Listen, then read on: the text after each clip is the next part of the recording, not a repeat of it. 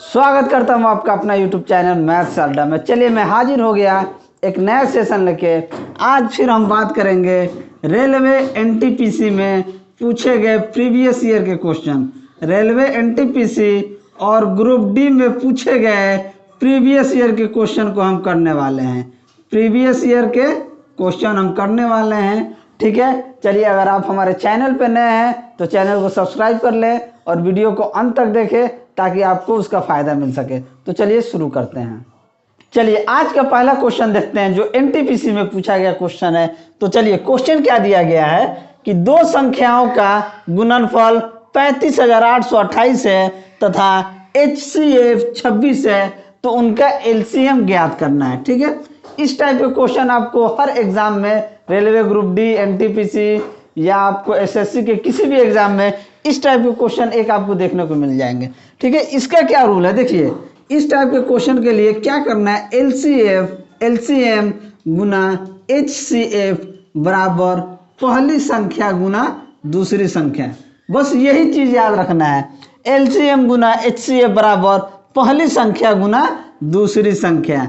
जब ये हमें याद रहेगा पहली संख्या गुना दूसरी संख्या, ये फॉर्मूला मान लीजिए, यही फॉर्मूला इसमें क्या करता है, इसमें आपको 3 का मान दे देता है और 1 का मान पूछ लेता है। 3 वो चाहे LCM HCF दे दे और एक संख्या दे दे, दूसरी संख्या पूछ ले, या आपको 2 संख्या दे दे, LCM दे दे, HCF दे दे, कोई दे के एक पूछ ले, ठीक है। इस टाइप के क्वेश्चन में यही होता है। तो क्या करना है, यहाँ पे क्वेश्चन में क्या दिया है कि दो संख्या का गुणनफल, दो संख्या का गुणनफल हमें दिया हुआ है 35,828 से, तथा HCF हमें दिया हुआ है, LCM पूछा है। अगर इस क्वेश्चन में हमसे LCM पूछा है तो LCM बराबर क्या हो जाएगा, पहली संख्या गुना दूसरी संख्या बट्टे में HCF।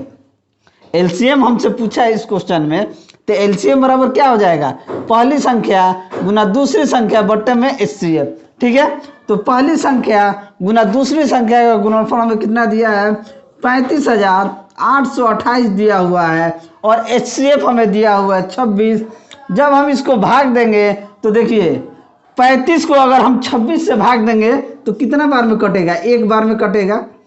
35 को हम 26 से भाग देंगे तो एक बार में कटेगा। जब एक बार में कटेगा तो ऑप्शन से अगर आप देखेंगे एक ही ऑप्शन में पहला संख्या 1 है, तो ऑप्शन सी हमारा सही आंसर हो जाएगा, ठीक है।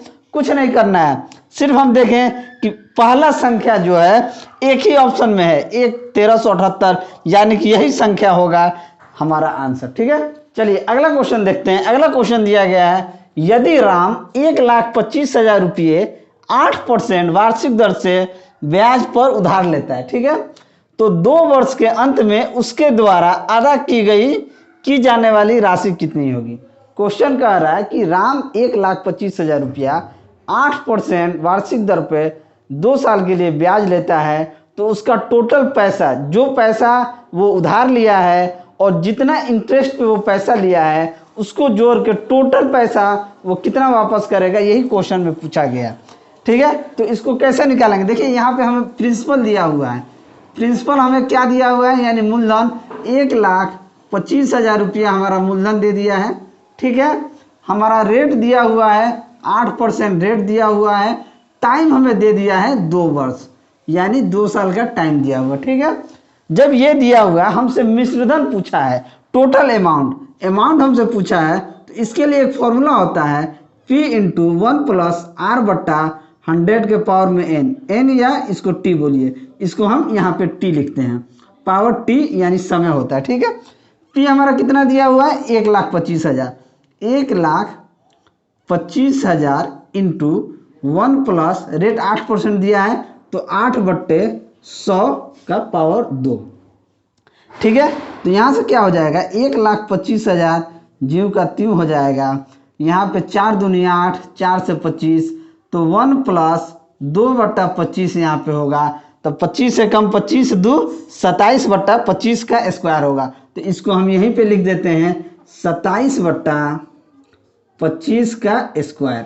अब देखिए 27/25 का स्क्वायर हो गया, तो हम इसको यहाँ पे क्या लिखेंगे, 1,25,000 गुने 27/25 गुने 27/25 इसको लिख सकते हैं। ठीक है, अब देखिए 25 से 125 5 बार में कटेगा तो टोटल कितना होगा 5000। ठीक है, फिर 25 से 50 2 बार में कटेगा तो ये हो गया 200। अब देखिए यहाँ पे 200 गुना 27 गुना 27 यही करना है। जब हम इसको गुना करेंगे तो हमारे पास आ जाएगा 1,45,000 रुपया और 800, यानी टोटल अमाउंट हमारा 1,45,800 रुपया हो जाएगा। मतलब इतना ही हमको पेड करना है। ठीक है, आप इस तरीके से निकाल सकते हैं। एक तो ये मेथड है, तो ऑप्शन ए हमारा सही आंसर हो जाएगा। ठीक है, या आप इसको एक अलग तरीके से प्रिंसिपल और अमाउंट का रेशियो में आप निकाल के भी इसको निकाल सकते हैं। ठीक है, उसके लिए आपको क्या करना होगा, प्रिंसिपल और अमाउंट का जो रेशियो है वो निकालना होगा। वो कैसे निकालेंगे हम, देखिए रेट जो होता है, रेट के हिसाब से प्रिंसिपल और अमाउंट में रेशियो हम निकालेंगे। देखिए यहाँ रेट हमें कितना दिया हुआ है, रेट हमारे पास दिया हुआ है, थोड़ा सा क्लीन कर लेने थोड़ा, हाँ रेट हमें दिया हुआ है 8%। ठीक है, 8% को हम क्या लिख सकते हैं, 8/100 लिख सकते हैं। जब इसको काटेंगे 4 दूनी 8, 4 से 25, ये रेशियो हो जाएगा 2/25। ठीक है, अब देखिए ये प्रिंसिपल और अमाउंट के बीच में हम रेशियो निकालेंगे। प्रिंसिपल और अमाउंट जिस तरीके से परसेंटेज में हम निकालते हैं, ठीक है, ये नीचे वाला प्रिंसिपल है और ऊपर वाला में जोड़ देंगे, इसको प्लस कर देंगे तो हमारा अमाउंट आ जाएगा। ठीक है, यानी कि 25 अगर प्रिंसिपल है तो 27 हमारा अमाउंट होगा।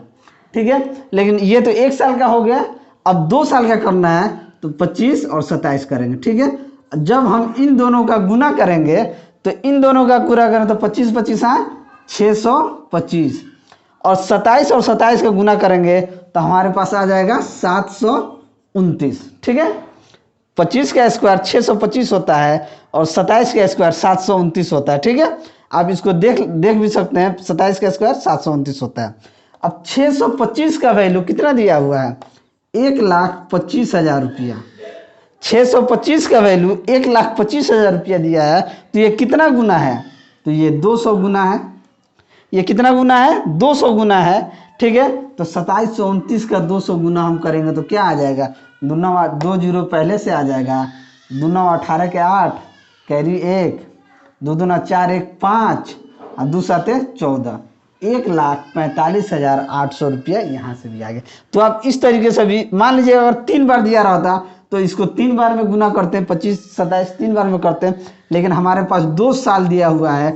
जब 2 साल दिया रहता है तो प्रिंसिपल और अमाउंट में 2 साल का गुना करते हैं, तो हम इस तरीके से भी निकाल सकते हैं। चलिए अगला क्वेश्चन देखते हैं। अगला क्वेश्चन दिया गया है, यदि एक समबाहु त्रिभुज का क्षेत्रफल 24√3 है तो इसका परिमाप ज्ञात करें।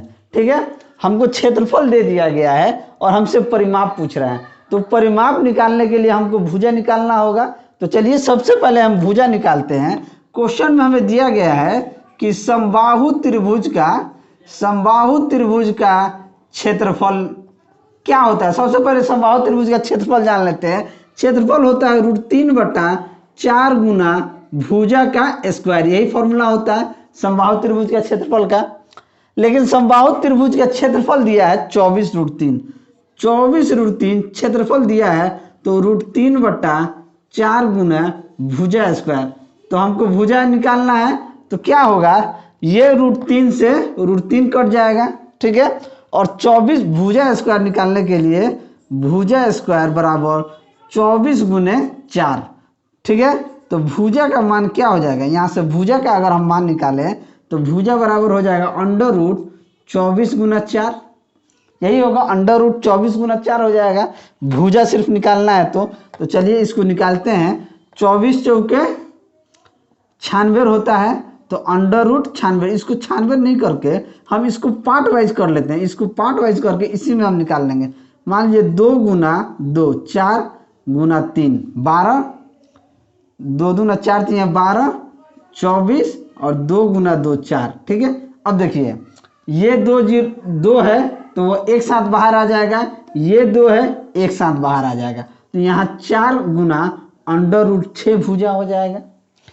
4 √6 भुजा का मान हो जाएगा।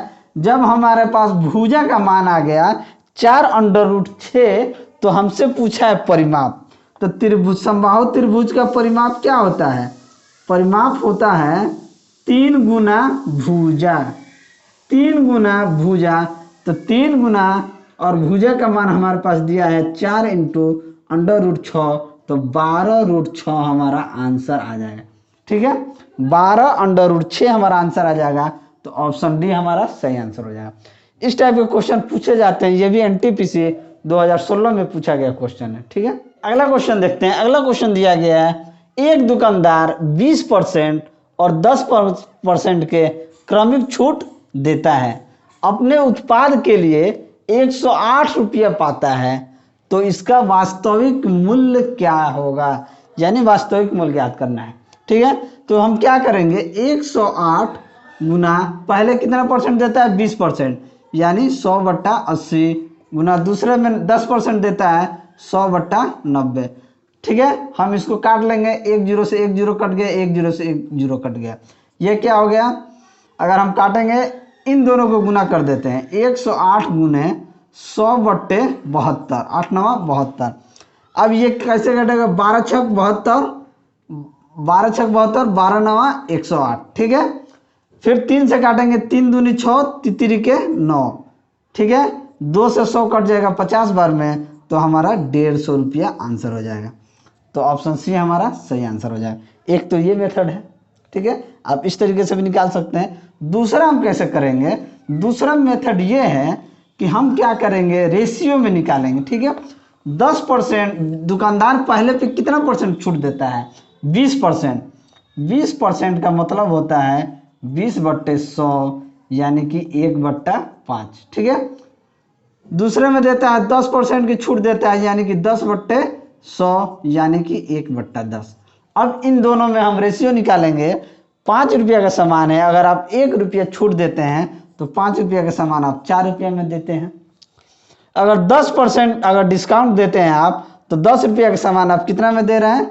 10 रुपया का सामान आप 9 रुपया में दे रहे हैं। अब इन दोनों को गुना कर देंगे, 5 10 50, 4 9 36, और 36 का वैल्यू 108 रुपया में बेच रहा है, तो इसका 3 गुना है, तो 50 × 150, इसका कितना वैल्यू हो जाएगा? वास्तविक रेट इसका हो जाएगा 150 रुपया।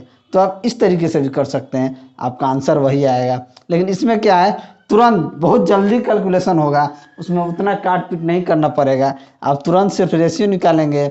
5 रुपया का सामान 4 रुपये में बेच रहा है, अगर डिस्काउंट पे दे रहा है तो 10 रुपया का सामान 10% डिस्काउंट पे देता है, इसका मतलब है कि 10 रुपया का सामान 1 रुपया डिस्काउंट पे देता है, तो 9 रुपया में देता है। इन दोनों को गुना करेंगे, 5 10 50, 4 9 36, 36 का वैल्यू 108 रुपया पाता है, तो 50 का वैल्यू कितना होगा? 150 होगा। तो आप इस तरीके से भी निकाल सकते हैं। ठीक है, चलिए, अगर हमारा वीडियो आपको अच्छा लगा हो तो वीडियो को लाइक कीजिए, दोस्तों में शेयर कीजिए। अगर आप हमारे चैनल पर नए हैं तो चैनल को सब्सक्राइब कीजिए। मैं ऐसे ही वीडियो लेके आपके सामने हाजिर होता रहूँगा। चलिए, मिलते हैं अगले वीडियो में, तब तक के लिए जय हिंद।